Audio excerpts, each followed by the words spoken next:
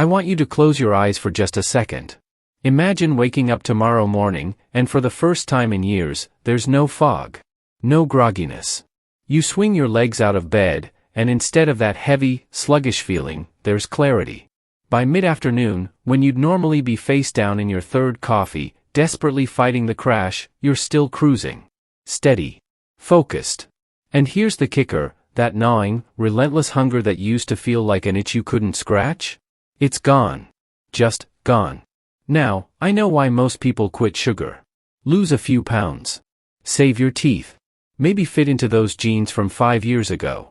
And sure, those are great reasons. But if you think that's the main benefit, you're missing the forest for the trees. Let me introduce you to the real villain in this story. Its name is insulin. But don't think of it as just another hormone floating around doing boring hormone things. No. Insulin is the master switch of your entire metabolism. It controls whether you burn fat or store it. It dictates whether you feel energized or exhausted. And here's the brutal truth, for most people walking around right now, this switch is stuck in the on position. Jammed. Locked. And it's been that way for years. So what does that actually feel like inside your body? Imagine your blood, right now, flowing through your veins. Now imagine it's not the smooth, free-flowing river it's supposed to be. Instead, it's thick. Sticky. Like syrup. That's what excess sugar does. It turns your bloodstream into a slow-moving, viscous highway that's damaging the delicate vessels in your eyes, your kidneys, your brain. We're not talking about getting fat here. We're talking about your organs slowly drowning in molasses, suffocating one cell at a time. Now here's what almost no one tells you. The most profound changes don't take months to kick in. They happen in a specific, critical window of time. And almost everyone quits before they reach it. They bail out right before the breakthrough. But here's the real twist. The moment you stop feeding the beast, your body doesn't thank you. Not at first. No, it creates a physiological panic response. What happens in those first 72 hours creates a fork in the road. One path leads to failure, back to the couch, back to the cravings, back to the fog. The other path leads to a biological rebirth that most people will never experience because they don't know it's coming. Let's walk down the second path. So you put down the donut and step away from the soda. The clock starts now. But before you feel better, your brain is going to make absolutely sure you feel a whole lot worse. Let's not sugarcoat this. The first 72 hours are brutal. You're going to be irritable. You might get headaches that feel like someone's tightening a vice around your skull. The cravings won't be gentle whispers. They'll be screaming demands. You'll walk past a bakery and feel like a vampire being dragged toward a blood bank. This is real. This is the battle. But you're not broken. Let me tell you what's actually going on. Your brain has been running on a very specific fuel source for years, maybe decades. Sugar. And not just any sugar, but the kind that hits your bloodstream like a freight train. Every time you ate that muffin, drank that soda, snacked on those gummy bears, your brain got a dopamine hit. Dopamine is the reward chemical, the one that makes you feel good. But here's the problem. Over time, your brain adapted. It downregulated its dopamine receptors. Translation? It needs more and more sugar to feel the same level of satisfaction.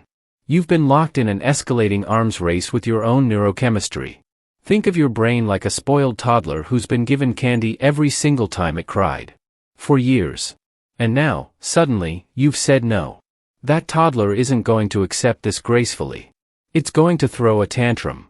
A screaming, kicking, wall-pounding tantrum. That's what those cravings are. It's not a lack of willpower. It's a neurochemical deficit. Your brain is literally experiencing withdrawal. But while your brain is throwing its fit, something else is happening deeper in your body. Your liver is getting to work. Right now, it's dumping its stored reserves. See, your liver has been holding on to glycogen, which is just a fancy word for stored sugar. And for every single gram of that stored sugar, your body has been clinging to 3 grams of water. 3-to-1. So as your liver depletes those glycogen stores over the first few days, you're not just losing sugar. You're releasing the bloat. You're deflating. Literally. This is why people lose 5, 7, even 10 pounds in the first week and think it's magic. It's not fat yet. It's water. But here's why that's still a very good thing. That water weight was a symptom of a deeper problem. It was your body holding on to fluid because of the constant insulin surges, the inflammation, the metabolic chaos. Getting rid of it is like draining a swamp so you can finally see what's underneath. And underneath, something incredible is beginning to stir. Science shows us that insulin levels can drop by up to 50% in just the first week of sugar restriction. 50%. That's not a minor tweak. That's a seismic shift. Your body is beginning what researchers call flipping the metabolic switch. You're transitioning from a system that burns glucose to one that can finally access fat. But we're not there yet. We're just at the edge of the cliff, about to jump. But once the water is gone and the brain tantrums stop, the real magic begins. This is the moment your body stops fighting you and starts repairing you. Somewhere around day 7, maybe day 10, you wake up and something feels different. The fog is gone. Not just lighter. Gone. Your thoughts are sharp. Clear. You're not reaching for that second cup of coffee just to function. Your energy doesn't spike and crash anymore.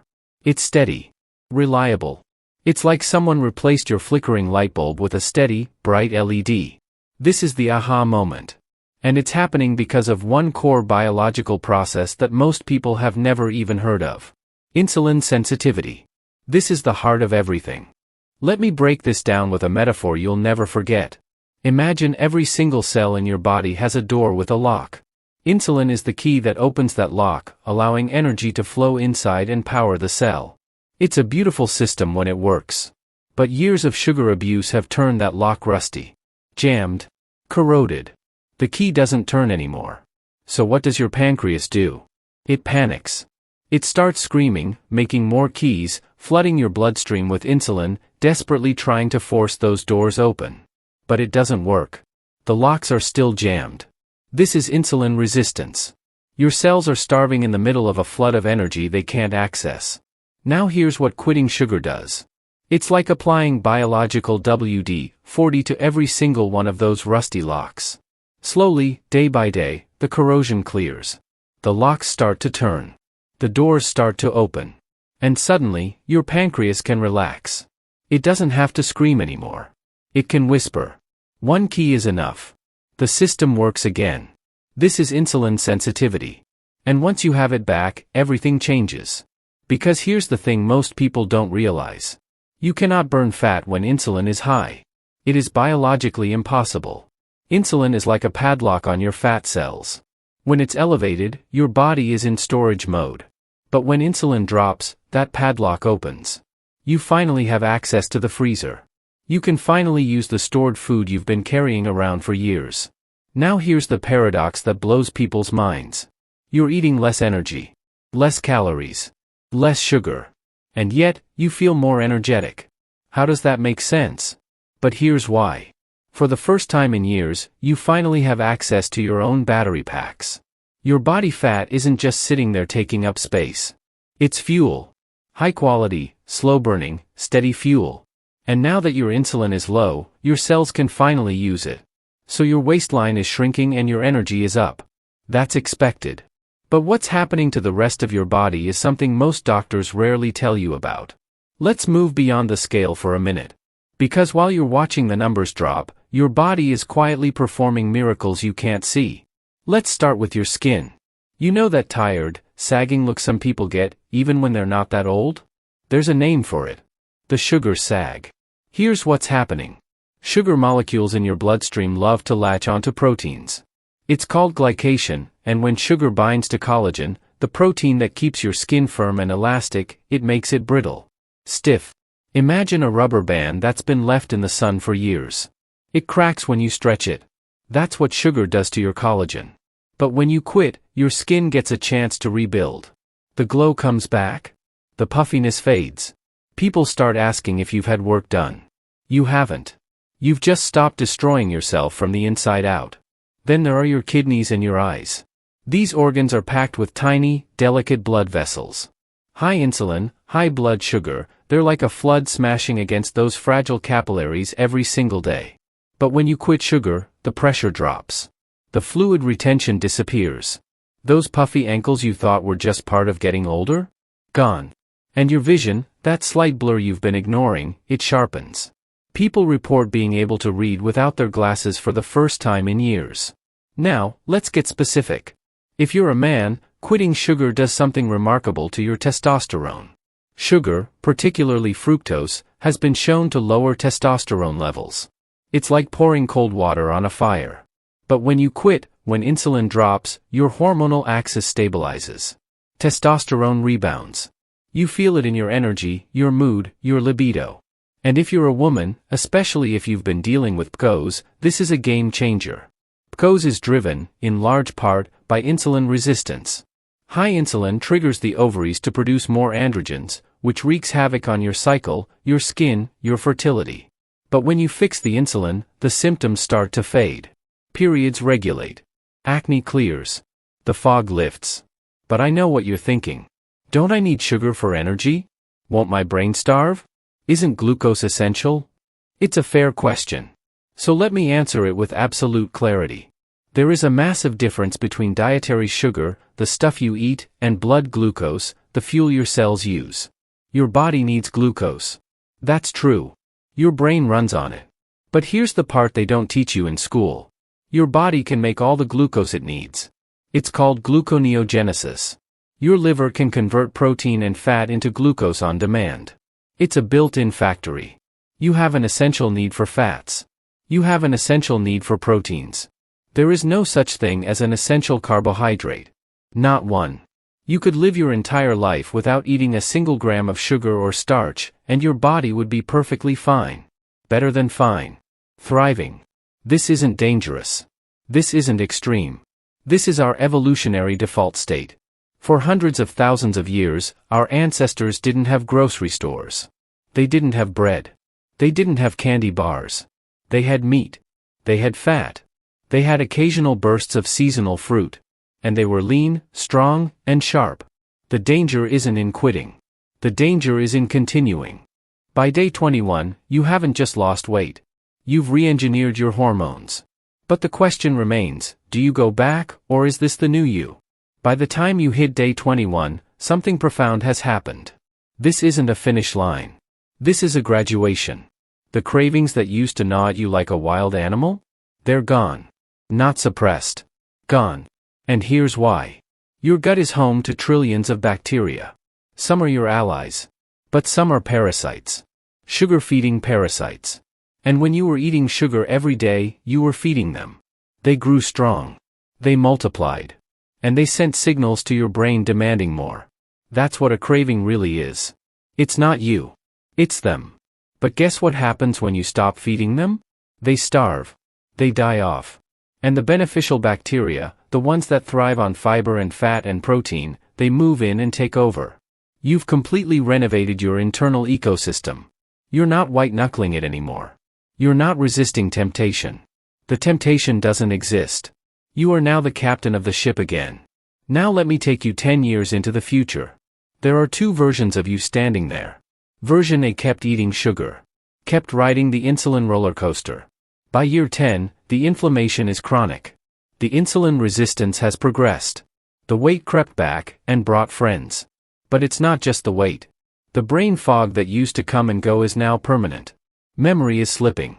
And there's a term researchers are starting to use for Alzheimer's disease. They're calling it type 3 diabetes. Because decades of high insulin and high blood sugar don't just destroy your body. They destroy your brain. The plaques, the tangles, the cognitive decline, they're all linked to metabolic dysfunction. Now let's meet version B. That's the version of you standing on the path you're on right now. 10 years out, this version is still sharp. Still clear. Still energized. They've achieved what scientists call metabolic flexibility. Their body can burn glucose when it's there, and fat when it's not. They're not a slave to their next meal. They don't panic if they skip breakfast. Their inflammation markers are low. Their blood pressure is stable. Their skin still glows. They're aging gracefully, with dignity, with vitality. So here's the one-liner I want you to tattoo on your brain. We often think of a treat as something sweet. A cookie. A slice of cake. A candy bar. But the greatest treat you can give your body is the ability to heal itself. Moderation keeps you trapped in the cycle. It keeps you dependent. It keeps the beast alive, just hungry enough to keep clawing at you. Elimination sets you free. So here's what I want from you. If you're ready to take the 21-day challenge, if you're ready to see what your body is actually capable of when you stop sabotaging it, put day 1 in the comments right now. Let's build a community. Let's support each other. And if you found value in this, hit that subscribe button. Because we're just getting started. This channel is dedicated to biological hacking, to giving you the tools to take control of your health without the fluff, without the BS, just the science and the strategy you need.